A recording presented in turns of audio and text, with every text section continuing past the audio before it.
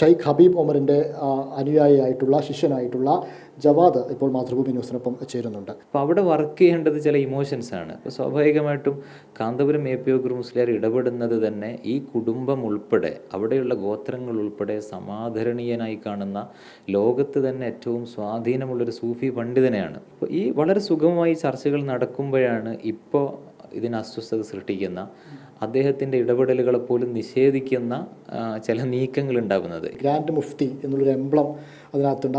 ആ എംബ്ലം വെച്ചുകൊണ്ട് പലരും സംശയം ഉന്നയിക്കുകയുണ്ടായി. അതിൻ്റെ ഒരു വിശദീകരണം എന്താ? ഈ പകർപ്പ് ഉസ്താദ് തന്നെ ഇടപെടലുകൾ നടത്തി ഉസ്താദിനെ കിട്ടിയപ്പോൾ ആ വാട്ടർമാർക്ക് വെച്ചുകൊണ്ട് തന്നെ മനഃപൂർവ്വം അവർ അങ്ങനെ ഔട്ട് ചെയ്തതാണ്.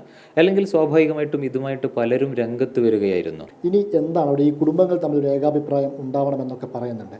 അതിൻ്റെ സാധ്യതകൾ അങ്ങനെ എന്തെങ്കിലും വിവരങ്ങളുണ്ടോ? എനിക്ക് ലഭിച്ച വിവരപ്രകാരം ആ ചർച്ചകൾ ഇന്ന് കുറച്ച് സങ്കീർണമായിട്ടുണ്ട്.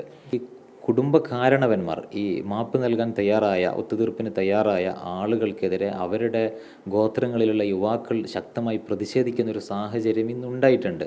അപ്പോൾ ആ പ്രോസസ്സ് കഴിയുന്നത് വരെ നമ്മൾ മൗനം പാലിക്കുക എന്നുള്ളതാണ് നമുക്ക് ഈ കേസിൽ നിമിഷപ്രിയയ്ക്ക് വേണ്ടി ചെയ്യാൻ കഴിയുക.